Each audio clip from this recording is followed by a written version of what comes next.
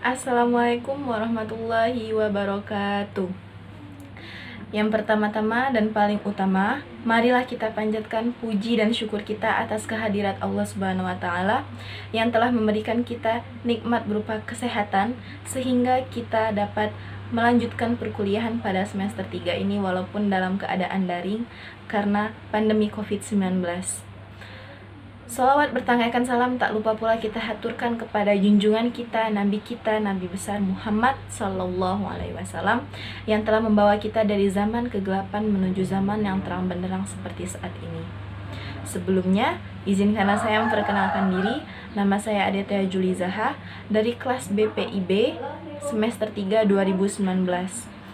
Video ini saya buat untuk memenuhi tugas mata kuliah tafsir BPI sebagai ujian akhir semester dengan dosen pengampu Bapak Dr. Kusnadi MA.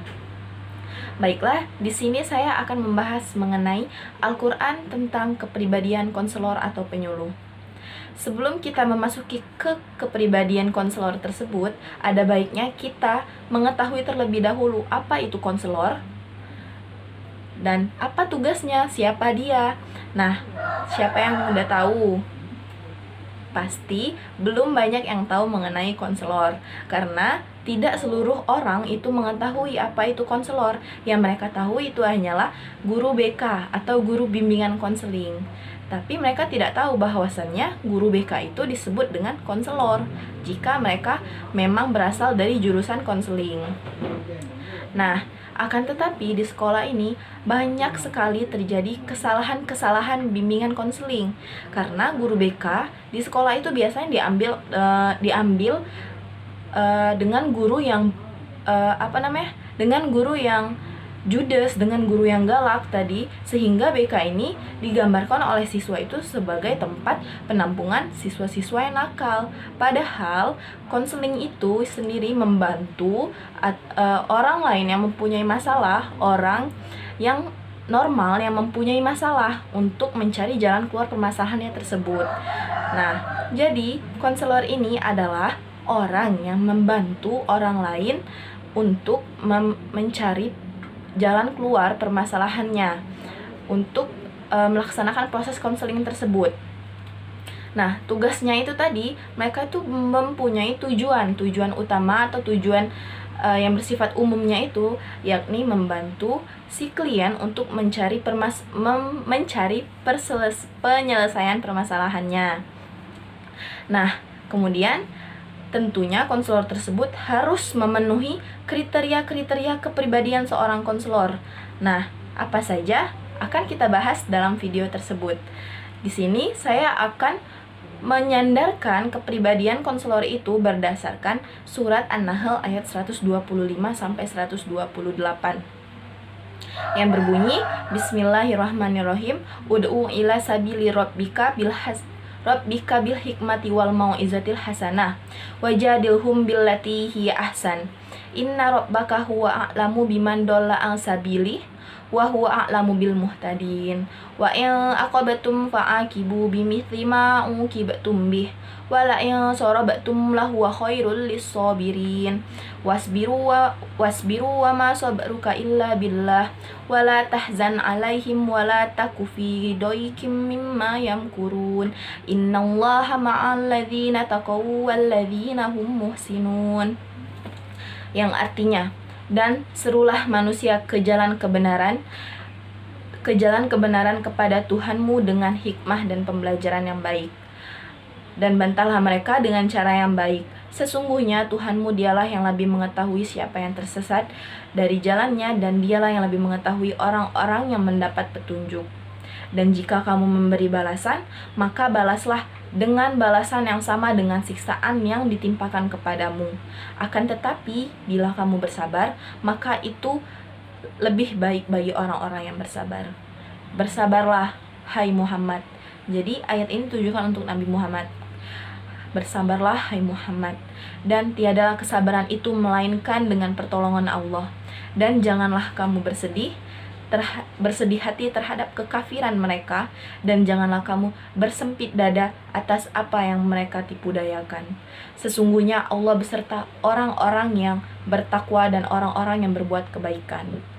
Nah, jadi dari surat An-Nahl ayat 125 sampai 128 tersebut telah jelas apa-apa saja sih kepribadian konselor itu. Dari ayat 125 itu artinya, serulah manusia kepada jalan Tuhanmu dengan hikmah.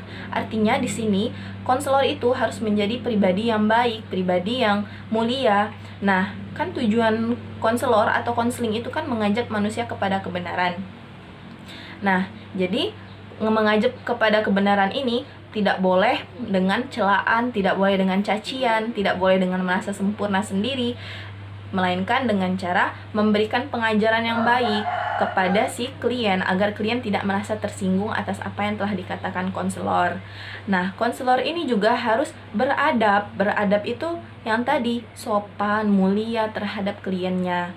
Dan juga apa yang telah disampaikan konselor itu harus bersifat menyampaikan kebenaran. Dia tidak boleh menyesatkan si klien. Misal nih, si konselor ini setelah mencari tahu gimana sih latar belakang si klien ini, ternyata klien ini orang yang suka berbohong gitu. Nah, jadi karena si konselor kesal dengan ulah dia tadi, jadi konselor ini menjebak dia. Dia memberitahukan kebohongan, bukan kebenaran. Nah, itu nggak boleh.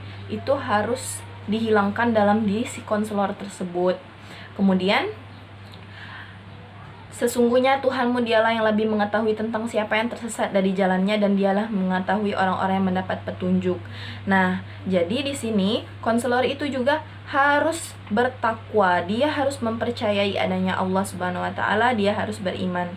Karena dia ini bersifat mengajak ke kebenaran. Bila dia saja tidak mempercayai kebenaran agama yang telah dia anut, terutama agama Islam yang paling sempurna di antara agama-agama lainnya, itu bagaimana dia akan menyelesaikan permasalahan si klien.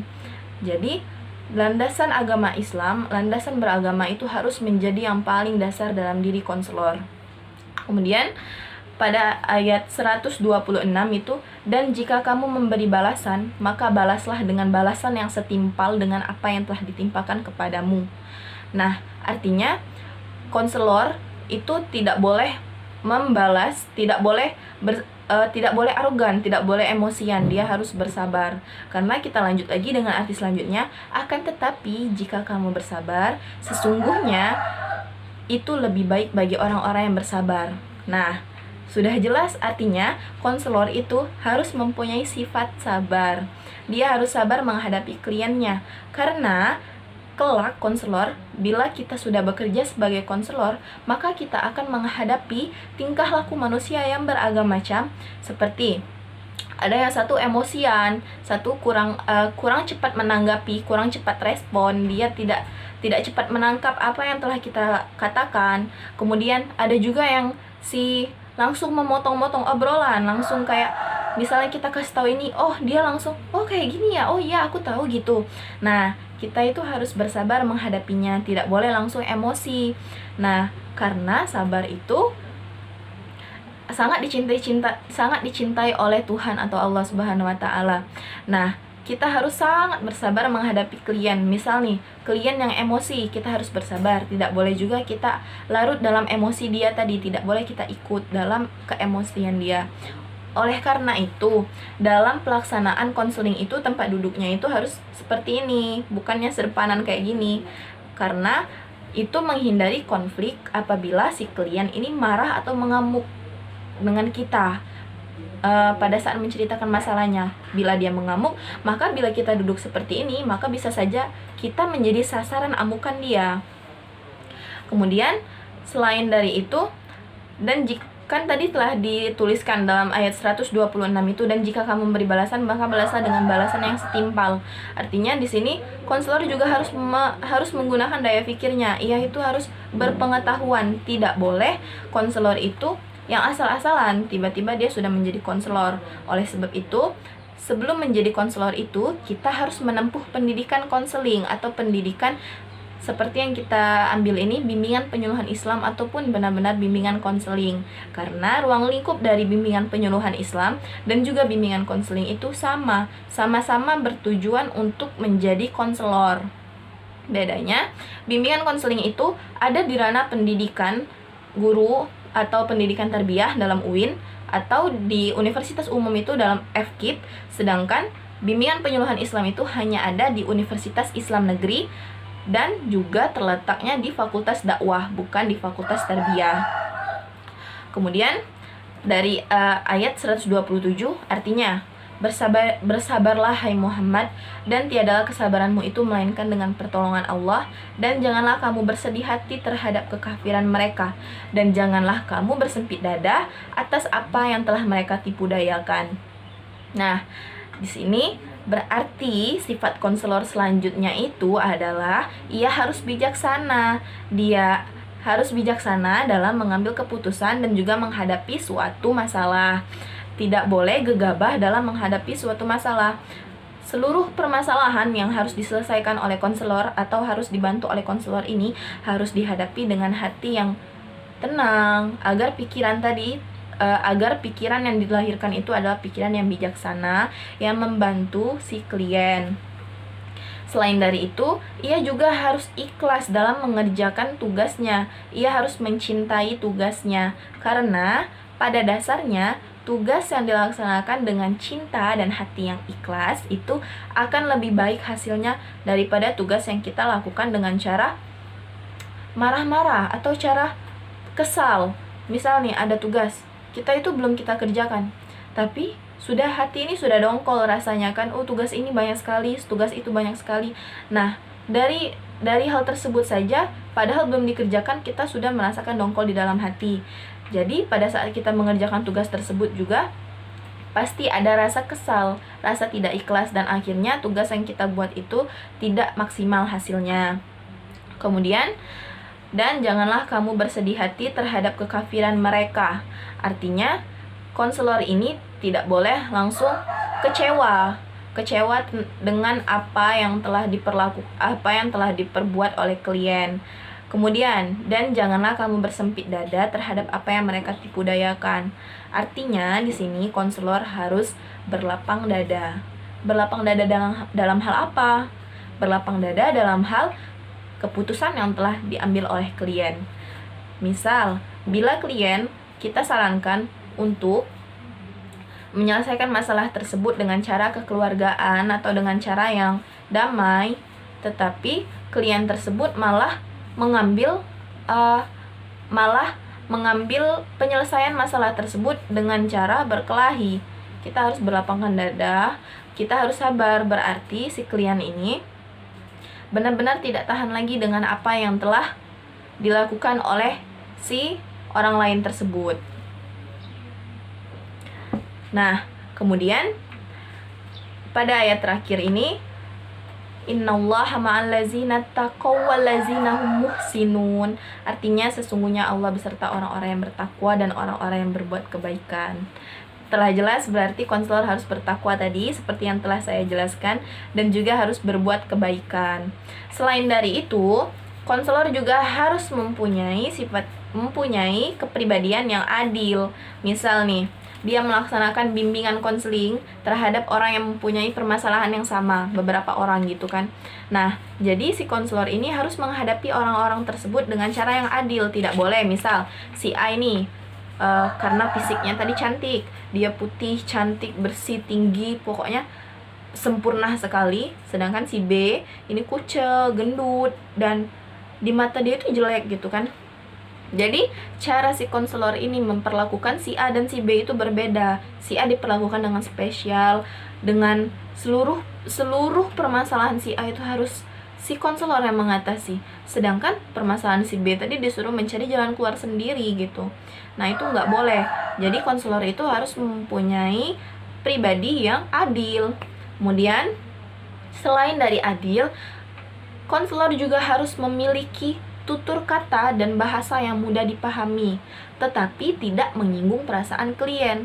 Nah, jadi bahasa yang diucapkan oleh konselor itu harus dimengerti oleh klien. Misal nih, kliennya ini hanya lulusan SD, maka bahasa yang disampaikan oleh konselor kepada kliennya ini tidak boleh menggunakan bahasa-bahasa yang tinggi, seperti relasi. Relasi itu kan artinya hubungan, tetapi saya yakin bahwasannya orang yang lulusan pendidikannya itu tidak terlalu tinggi, tidak akan mengerti apa itu relasi bila mereka tidak mencari tahu. Misal kita membuat relasi perusahaan ini dan perusahaan ini apa sih? Misal, terus juga kita menangani masalah si klien itu. Relasi Mbak sama si dia itu apa? Nah, maka klien akan kebingungan, apa sih itu relasi? Relasi itu gimana bentuknya? Saya malu. Dia malu kan mau menjawab pertanyaannya itu karena dia tidak mengetahui apa itu arti relasi. Jadi, sebaiknya konselor menggunakan tutur kata dan bahasa yang mudah dipahami. Dia juga harus menyesuaikan dirinya terhadap kliennya tersebut. Kemudian, bila si konselor tidak mengikuti atau membantah atau melakukan kesalahan, maka konselor boleh membantah dan menyanggah omongan omongan klien tersebut. Akan tetapi bantahan dan sanggahan tersebut harus dengan bahasa yang halus, tidak boleh menyinggung perasaan klien. Karena balik lagi tadi, perasaan klien itu menjadi prioritas utama dalam konselor melaksanakan proses konseling. Kemudian dapat menciptakan suasana yang saling menghormati. Nah, jadi antara klien dan konselor ini tidak boleh saling merendahkan. Nah, terutama konselor tidak boleh merendahkan klien karena posisi konselor di sini kan sebagai pembantu kan, sebagai membantu. Nah, jadi bisa saja konselor mempunyai rasa yang sedikit sombong karena dia akan membantu. Nah, kemudian selain itu, yang terakhir itu harus soleh. Karena apa? Karena orang akan mengikuti tingkah laku kita, karena konselor ini dianggap sebagai panutan. Bila konselor tidak soleh atau tidak melaksanakan perintah dari Allah Subhanahu wa Ta'ala, mudah nih, hanya perintah sholat tidak dilaksanakan, maka diri klien akan berpikir bahwasannya, oh ternyata konselor saya ini seperti ini. Apa benar dia bisa membantu saya mengatasi masalah tersebut, tetapi masalah dia saja atau kewajiban dia saja tidak dia laksanakan.